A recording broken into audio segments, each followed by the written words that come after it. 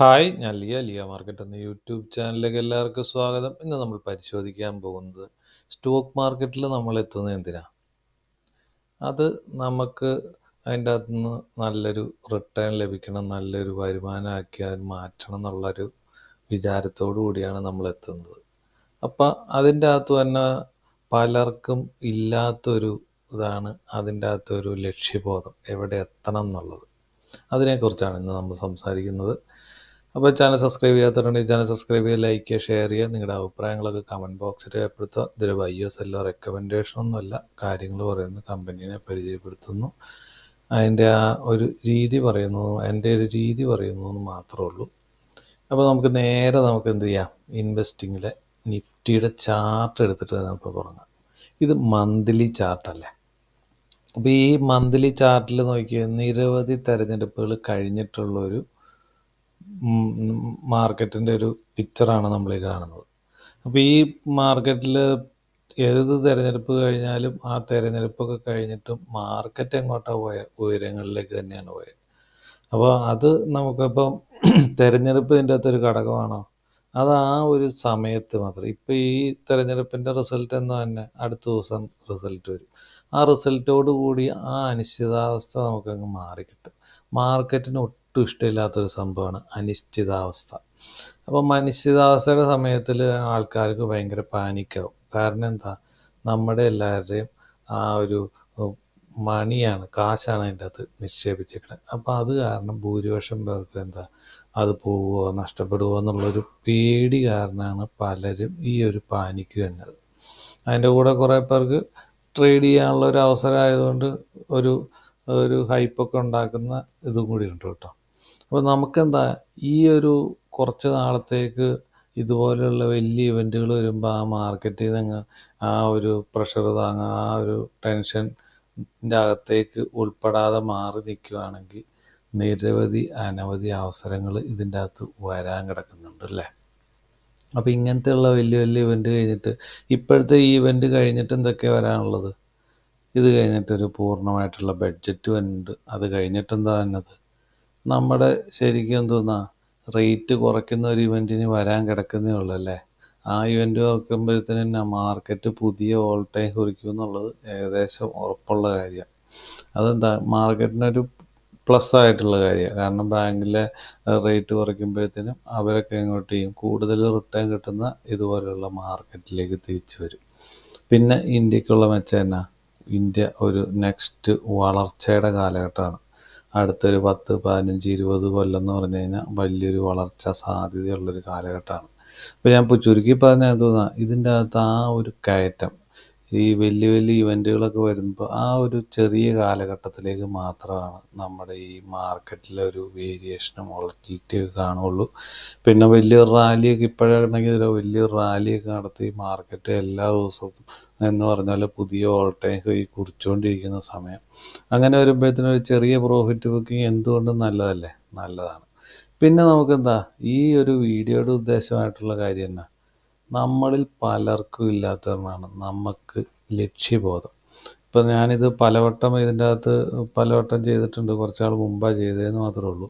അപ്പം ഇതിൻ്റെ അകത്ത് ഞാൻ പറഞ്ഞേക്കണ ഒരു കേസ് എന്താ, നമ്മളിപ്പോൾ ഒരു നേഴ്സറി വന്ന് ഒരു കൊച്ചിനെ വന്ന് ചേർക്കുക. അപ്പോൾ ആ കൊച്ചിന് ആ ഒരു നേഴ്സറി എന്ന് പറഞ്ഞാൽ എന്തോന്നാ, ഒരു വീട്ടിലൂടെ ഓടി നടന്ന് കളിച്ചുകൊണ്ടിരിക്കുന്ന ഒരു കൊച്ച് നേരെ ഒരു സ്കൂളിലേക്ക് കൊണ്ടുപോയി, ഒരു നേഴ്സറിയിലേക്ക് കൊണ്ടുപോയി ചേർക്കുകയാണ്. അപ്പോൾ ചേർക്കുമ്പോൾ ആ കൊച്ചിന് ശരിക്കും അതൊരു ജയിലാണ്.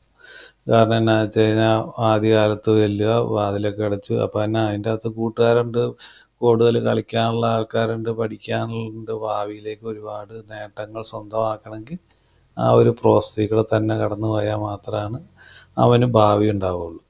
അപ്പം അതുപോലെ സ്റ്റോക്ക് മാർക്കറ്റിലേക്ക് ഇറങ്ങുമ്പോൾ എന്നാ ഭയങ്കര ഒരു പ്രഷറായിരിക്കും. കാരണം ഇതെങ്ങനെയാണ്, ഇതിൻ്റെ അകത്ത് വലിയ ചാഞ്ചാട്ടം നിലനിൽക്കുന്നു, അങ്ങനെയുള്ള കാര്യങ്ങളൊക്കെ ഭയങ്കര പ്രശ്നമായിരിക്കും. ഇപ്പോൾ ഈ നഴ്സറിയിലെ കൊച്ചിനങ്ങനെ ആദ്യഘട്ടത്തിൽ എങ്ങനെയാണ്, അതങ്ങ് ചേർന്ന് കഴിഞ്ഞിട്ട് പിന്നെ അതിനങ്ങ് പഠിച്ച് ആ കറക്റ്റ് റൂട്ടിൽ കൂടെ അവനങ്ങ് തിരിച്ചു വിടുകയാണെങ്കിൽ എന്ത് ചെയ്യും, ആ കൊച്ച് ഉയരങ്ങളിലേക്ക് പതുക്കെ നടന്നു കയറും. അതുപോലെ തന്നെയാണ് സ്റ്റോക്ക് മാർക്കറ്റും. അതൊരു ചെറിയ പ്രോസസ്സല്ല.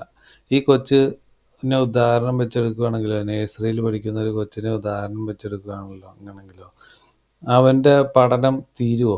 ഇപ്പോഴും നമ്മളിപ്പോൾ എത്രയാണ്, നമ്മൾ നേഴ്സറി മുതൽ ഇപ്പം വരെ കാലഘട്ടത്തിൽ ഇപ്പോഴും പുതിയ പുതിയ കാര്യങ്ങൾ പഠിച്ചുകൊണ്ടിരിക്കുകയല്ലേ. ആ പഠനം എന്നും തുടർന്നുകൊണ്ടിരിക്കും. അത് തന്നെയാണ് സ്റ്റോക്ക് മാർക്കറ്റിൽ നടക്കുന്നത്. സ്റ്റോക്ക് മാർക്കറ്റിൽ എന്തോന്നാ, എല്ലാ സമയത്തും ഓരോ പുതിയ പുതിയ കാര്യങ്ങൾ നമുക്ക് കിട്ടും. അപ്പോൾ നമുക്ക് ഇതിൻ്റെ അകത്തൊരു ഇന്നതായ അതിൻ്റെ ഒരു ലാസ്റ്റ് പോയിന്റ് എന്നും പറഞ്ഞുകൊണ്ട് നമുക്ക് പറയാൻ പറ്റിയില്ല. അപ്പം നമുക്ക് തന്നെ അതിൻ്റെ അകത്ത് കുറേ ഫണ്ടമെൻ്റലായിട്ടുള്ള കുറേ കാര്യങ്ങളുണ്ട്. അതൊക്കെ നമുക്ക് ഓരോ ഘട്ടങ്ങളായിട്ട് നമ്മൾ സ്വന്തമായിട്ട് പഠിച്ചെടുക്കുക. അതങ്ങ് പഠിച്ചെടുക്കുമ്പോഴത്തേനും പിന്നെ നമുക്ക് ആ ഒരു ഇത് തറവായി. പിന്നെ തന്നെ പുതിയ കാര്യങ്ങൾ പഠിച്ച് അങ്ങ് മാർക്കറ്റിനെ ഒരു ഒരു ഒരു ജീവിതത്തിൻ്റെ ഒരു ക്രമമായിട്ട് അങ്ങ് കൊണ്ടുപോവുകയാണെങ്കിൽ മാർക്കറ്റിൽ വലിയ നേട്ടം ഉണ്ടാക്കും. അതിനോടൊപ്പം തന്നെ നമുക്കൊരു ലക്ഷ്യബോധം. ഇപ്പം നഴ്സറി പഠിക്കുന്ന കൊച്ചിനെ ചേർക്കുമ്പോൾ അവൻ്റെ ലക്ഷ്യം എന്നാ, വലിയ ചേട്ടന്മാരെ പോലെ പഠിച്ച് വലിയ ആളാവണം എന്നുള്ളൊരു ഇതാണ്. അപ്പോൾ അവൻ്റെ ലക്ഷ്യം ഉയർന്ന വലിയ ചേട്ടന്മാരെ പോലെ ആവുക എന്നുള്ളതാണ്. അതുപോലെ തന്നെ നമുക്കിപ്പോൾ എന്നാ, എവിടെ എത്തണം, ആ ഒരു ലക്ഷ്യബോധം വേണം. അതിന് ഞാൻ തയ്യാറാക്കിയിരിക്കുന്ന ഒരു റിപ്പോർട്ടുണ്ട്. ഇതാണ് ആ റിപ്പോർട്ട്. ഇത് ഞാൻ പലവട്ടം ഇതിൻ്റെ അത് കാണിച്ചിട്ടുള്ള 1-2 തവണ വീഡിയോ ചെയ്തിട്ടുള്ളതാണ്. അപ്പോൾ ഇതെന്താണെന്ന് ചോദിച്ചു കഴിഞ്ഞാൽ, ഇതാണ് നമ്മുടെ എൻ്റെ ഒരു ലക്ഷ്യം കേട്ടോ. ഓരോ ടാർഗറ്റ് എത്തുന്തോറും നമ്മൾ അതിൻ്റെ അകത്ത് എന്താ ടിക്ക് ചെയ്ത് അങ്ങ് പോവുകയാണ്. ആ ഒരു ലക്ഷ്യം നോക്കി അങ്ങ് പോവുകയാണ്. അപ്പോൾ ഞാൻ ഈ 2000 രൂപ മുതലാണ് ഞാൻ ആദ്യകാലത്ത് നിക്ഷേപിച്ച ഒരു എമൗണ്ട് വെച്ച് തുടങ്ങിയെന്ന് മാത്രമേ ഉള്ളൂ കേട്ടോ. അപ്പോൾ ഇതൊക്കെ കടന്നുപോയി കേട്ടോ, ഒരുപാട് അങ്ങ് ഇതായി. അപ്പോൾ എന്നാ വെച്ചാൽ നമ്മളൊരു കണക്ക് വരുമ്പോഴത്തേന് ആ കണക്കിലെത്തി. ഈ കണക്കിനകത്ത് പറയുന്നതിന് 2000 രൂപ നിക്ഷേപിച്ചിരുന്നു 12% റിട്ടേൺ കിട്ടിയ ആദ്യത്തെ ഒരു ട്രേഡ് ചെയ്യുമ്പോഴത്തേന് 240 രൂപ നമുക്ക് ലാഭം കിട്ടും. ആ 240 രൂപ കൊണ്ട് തിരിച്ച് വീണ്ടും പുതിയ ഷെയർ വാങ്ങിക്കുക. 12% റിട്ടേൺ കിട്ടുമ്പോൾ 268.8 രൂപ കിട്ടും. അപ്പോൾ അതിൻ്റെ ടോട്ടൽ വരുമ്പോൾ എത്രയായി? 2508.8 രൂപയാവും. അങ്ങനെ നിക്ഷേപിച്ച് വരുമ്പോഴത്തേന് എന്താ, ഈ 12% റിട്ടേൺ വെച്ചിട്ട് ആദ്യത്തെ 10,000 രൂപ എത്തുന്നപ്പോഴാണ് 15ാമത്തെ ട്രേഡിൽ ആദ്യത്തെ 10,000 രൂപ എത്തും. സിമ്പിൾ കണക്കല്ലേ. ഒരു നല്ല ഫണ്ടമെൻ്റലായിട്ട് സ്ട്രോങ് ആയിട്ടുള്ള നല്ലൊരു കമ്പനി എപ്പോഴും തന്നെ ഒരു കമ്പനി ഒരു 12% സിമ്പിളായിട്ട് എത്തുന്നുള്ളൂ. നല്ല കമ്പനികൾ കേട്ടോ. പ്രത്യേകിച്ച് നിഫ്റ്റി 50-യിലുള്ള കമ്പനികളൊക്കെ ആണെങ്കിൽ ഒരു 12% ഈസി ആയിട്ട് നമുക്ക് മൂവ് ആവുന്നത് നമ്മൾ കണ്ടിട്ടുള്ള ചരിത്രമാണ് കണ്ടേക്കണത്. ഇപ്പോൾ ആദ്യത്തെ 15 ട്രേഡിൽ എത്രയും 10,000 രൂപ കടന്നു. ഈ 10,000 രൂപ 1 ലക്ഷം എത്തുന്ന എപ്പോഴാണ്? 35ാമത്തെ ട്രേഡിൽ. 35ാമത്തെ ട്രേഡ് എത്തുമ്പോൾ എത്രയും 1 ലക്ഷം രൂപയായി.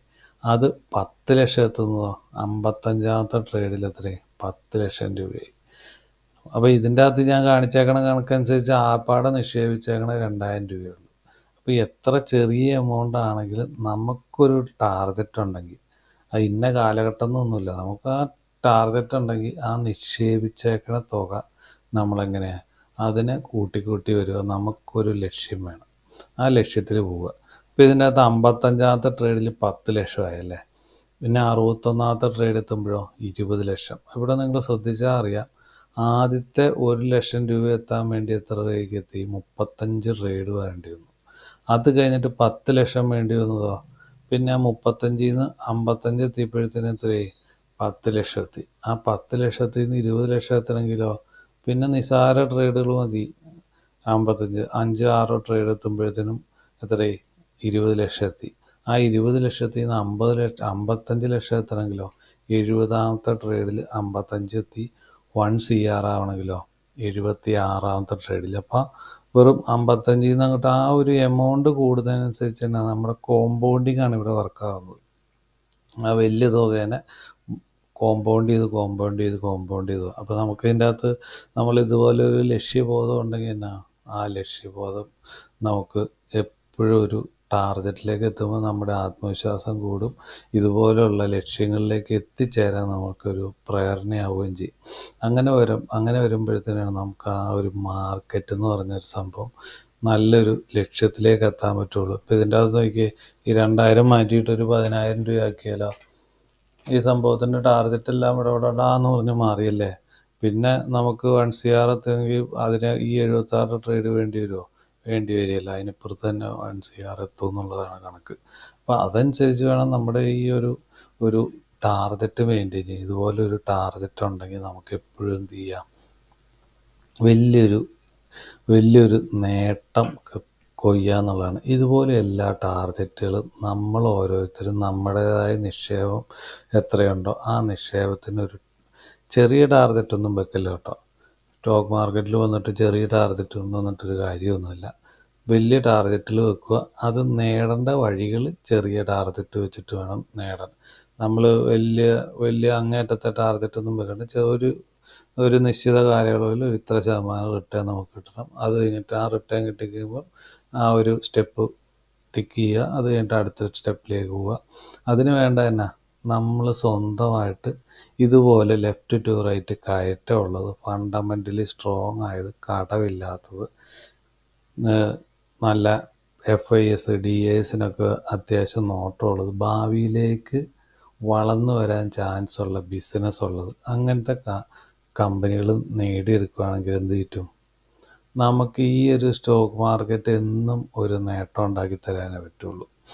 നമ്മുടെ വാരൻ ബഫറ്റ്, പിന്നെ നമ്മുടെ രാജേഷ് ചുഞ്ചൻവാല, ഇങ്ങനെയുള്ള ആൾക്കാരൊക്കെ വലിയ ആൾക്കാരായത് എങ്ങനെയാണ്, അവരിതുപോലെയുള്ള ചെറിയ ചെറിയ ഇവൻറ്റുകൾ വരുമ്പോഴത്തേനും, ചെറിയ കാലഘട്ടത്തിലേക്ക് വന്ന ഇവൻറ്റുകൾ വരുമ്പോഴത്തേനും ആ കാലഘട്ടത്തിൽ നമുക്കെന്ത് അതിനെ അവർ ഇഗ്നോർ ചെയ്തിട്ട് ആ ഒരു കാലത്തിലെ ഓപ്പർച്യൂണിറ്റികളിലേക്കാണ് അവർ തന്നെ അടുത്ത ഭാവിയിലേക്ക് എൻ്റെ ടാർഗറ്റ് ഇന്നതാണ്, ആ ടാർഗറ്റിലേക്ക് എത്തണം എന്നുള്ളതാണ് അവരുടെ ലക്ഷ്യം. അതുപോലെ നമുക്കും എന്ത് ചെയ്യാം, ഇതുപോലെ ഒരു ടാർഗറ്റ് ഉണ്ടെങ്കിൽ മാർക്കറ്റ് എന്നും നമുക്ക് നേട്ടം തരുള്ളൂ എന്ന് പറഞ്ഞിട്ട് ഞാൻ ഈ വീഡിയോ അവസാനിപ്പിക്കുന്നു.